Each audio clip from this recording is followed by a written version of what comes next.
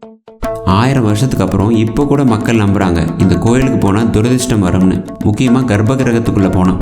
நீங்களும் கேள்விப்பட்டிருக்கீங்க தானே மக்கள் இப்படி பேசுகிறத. என்னன்னா ஒரு சென்டிமெண்ட் சொல்கிறாங்க. என்னென்னா ராஜராஜ சோழன் அந்த கோவில் தொடர்பாகவே அந்த கோவிலுக்கு வந்து ஆட்சியாளர்கள் செல்ல மாட்டாங்க, அரசியலில் மிகப்பெரிய உயரத்தில் இருப்பவர்கள் அதை பொதுவாக தொடமாட்டார்கள். இப்படி நினைக்கிறத முழுசாக தப்புன்னு சொல்ல முடியாது. ஒரு வகையில் இது உண்மைதான். ஏன்னா இந்த சிவலிங்கம் ஒரு சிதைவடைந்த சக்தி ரூபமாக இருக்கு. அதில் கருவூரார் சொல்லியிருப்பாரு, எந்த ஒரு மனிதன் தஞ்சை பெரிய கோயிலுக்கு அகந்தையோடு வருகின்றானோ, நான் முதலமைச்சர், நான் எம்எல்ஏ, நான் கவுன்சிலர், நான் இப்படி நான் அப்படின்னு வர்றானோ, அந்த மனிதன் சிவபெருமானின் முன்பு ஒன்றும் இல்லாமல் ஆகிவிடுவான் என்பதுதான் இந்த தஞ்சை பெரிய கோயிலுடைய சாபம். ஸோ தஞ்சை பெரிய கோயிலை பொறுத்த வரைக்கும் பிரம்மாண்டமும் அழகும் வெளிப்புறத்தில் இருந்தாலும் உட்புற லிங்கம் வேலை செய்யலை. ஆனால் கங்கை கொண்ட சோழபுரத்தில் உட்புற லிங்கம் வேலை செய்யுது, ஆனால் வெளிப்புறம் அவ்வளோ அழகாகவும் பிரம்மாண்டமாகவும் இல்லை.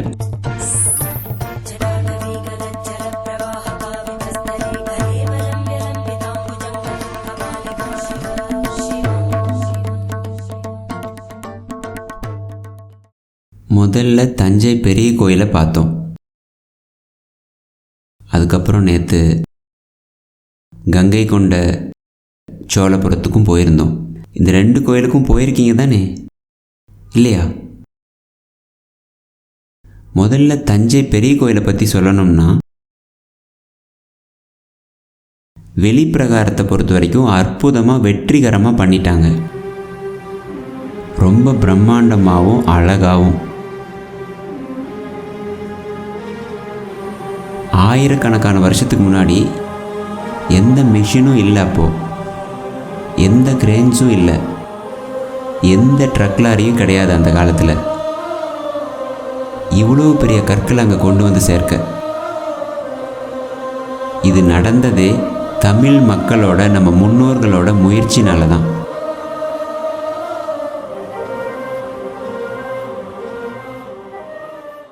இது ரொம்ப அசாத்தியமான முயற்சி.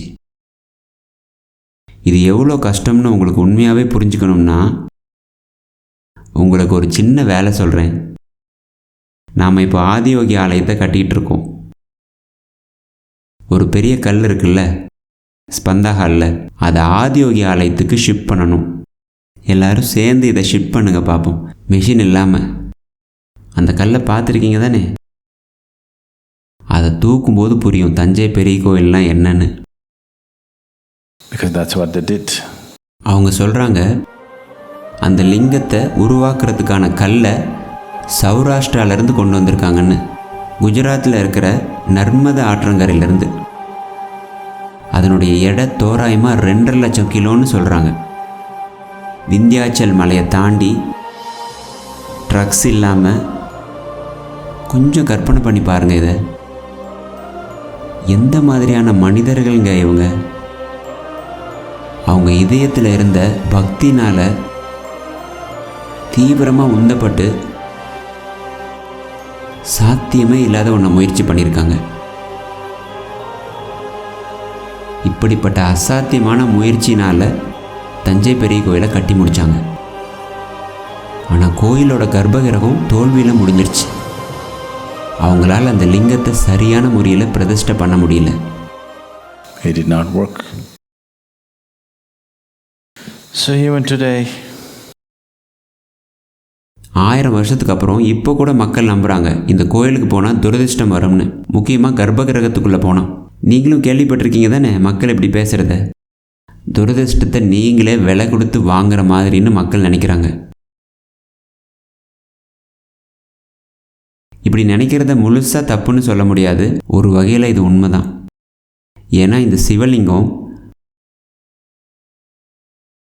ஒரு சிதைவடைந்த சக்தி ரூபமாக இருக்குது. இந்த லிங்கத்தோட பிரதிஷ்டை முழுமை பெறலை. கிட்டத்தட்ட 42 வருஷம் உழைப்பு. கோயிலை கட்டிட்டாங்க, ஆனால் அதனோட இதயத்தை துடிக்க வைக்க முடியல. ராஜராஜ சோழன் இந்த பெரிய கோயிலை கட்டினதுக்கான ஒரே நோக்கம், அதாவது மிக பிரம்மாண்டமாக இதை கட்டினதுக்கான ஒரே நோக்கம், அடுத்தடுத்து வரக்கூடிய பல தலைமுறைகள் இதனால் பயன்பெறணும்னு. அதாவது இதனோட தாக்கம்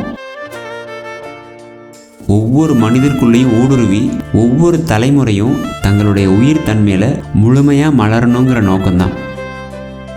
ஆனால் அது தோல்வி அடைஞ்சப்போ ராஜராஜ சோழன் அனுபவித்த வலியும் அந்த வேதனையும் என்னால் முழுமையாக உணர முடியுது. ஏன்னா இது ஏதோ ஒருத்தரோட முயற்சி மட்டும் இல்லை, ஆயிரக்கணக்கான மக்கள் இதுக்காக வேலை பார்த்துருக்காங்க. அநேகமாக இதுக்கு கஜானாவே காலியாக இருக்கும். அநேகமாக இந்த கோயிலை கட்டி முடிக்க பல போர் செஞ்சு பொருள் சேர்த்துருப்பாங்கன்னு நினைக்கிறேன். அப்படி இருந்தும் இந்த கோயில் முழுமை பெறலை. அதனால் அவருடைய மகன் அநேகமாக இறந்து போன தன்னோட தந்தை ராஜராஜ சோழனுடைய ஆத்மா சாந்தி அடையிறதுக்காக இதே மாதிரி ஒரு கோயிலை கட்டினார் கங்கை கொண்ட சோழபுரத்தில். ஆனால் தஞ்சை பெரிய கோயில் அளவுக்கு பெருசாக கட்டுறதுக்கு அவருக்கு தைரியம் இல்லை. அநேகமாக அப்போ இருந்த சூழ்நிலையும் காரணமாக இருக்கலாம். ஸோ கோயிலோட அளவையும் பிரம்மாண்டத்தையும் குறைச்சி ஆனால் அதே தோற்றத்தில் வர்ற மாதிரி கங்கை கொண்ட சோழபுரத்தில் சிவன் கோயிலை வேகமாக கட்டி முடித்தார். அதனால் இந்த கங்கை கொண்ட சோழபுரம் கோயில் தஞ்சை பெரிய கோயில் மாதிரி மிக பிரம்மாண்டமாக இருக்காது, ஆனால் சக்தி நிலையில் அற்புதமாக இருக்குது. ஸோ கோயிலோட ஸ்ட்ரக்சர் எதிர்பார்த்த அளவுக்கு பெருசாக வரல. கற்களை ஒன்று மேலே ஒன்று அடுக்கி இதை கட்டிட்டாங்க. கட்டிடமாக பார்த்தா இது ஓகே தான், ஆனால் கலை உணர்வுக்கு தஞ்சை பெரிய கோயிலோட ஒப்பிட்டா இது ஒன்றுமே இல்லை. ஆனால் இந்த லிங்கத்தை அற்புதமாக பிரதிஷ்டை பண்ணிட்டாங்க. ஸோ தஞ்சை பெரிய கோயிலை பொறுத்த வரைக்கும் பிரம்மாண்டமும் அழகும் வெளிப்புறத்தில் இருந்தாலும் உட்புற லிங்கம் வேலை செய்யலை. ஆனால் கங்கை கொண்ட சோழபுரத்தில் உட்புற லிங்கம் வேலை செய்யுது, ஆனால் வெளிப்புறம் அவ்வளோ அழகாகவும் பிரம்மாண்டமாகவும் இல்லை. ஒரு வகையில் உலகமே இப்படிப்பட்ட தன்மையில் தான் இருந்துகிட்ருக்கு. எங்கெல்லாம் செல்வ செழிப்போடு இருக்காங்களோ அங்கெல்லாம் உள்நிலையில் வெறுமையாக தான் இருக்காங்க. எங்கெல்லாம் உள்நிலையில் அற்புதமாக ஆனந்தமாக இருக்காங்களோ அங்கெல்லாம் ஏழ்மையிலையும் வெளிப்புற சூழ்நிலையில் ரொம்ப மோசமாகவும் இருக்காங்க. இப்போ நீங்கள் கவனிச்சா இந்த உலகத்தோட முன்னேற்றமானது முக்கியமாக வெளிப்புற சூழ்நிலையில் நடக்கிற முன்னேற்றங்கள் நம்மளை பல மடங்கு சக்தி வாய்ந்தவர்களாக ஆக்கிடுச்சு. as human beings. நாம் இப்போ பண்ண முடிகிற விஷயங்கள் 100 வருஷத்துக்கு முன்னாடி சாத்தியமே இல்லை. இந்த மாதிரியான வெளிப்புற செழுமை மற்றும் திறன்களோடு இருக்கும்போது முக்கியமாக நாம் இன்னொரு தஞ்சாவூர் கோயிலாக நம்ம உள்நிலையில் ஆயிடக்கூடாது.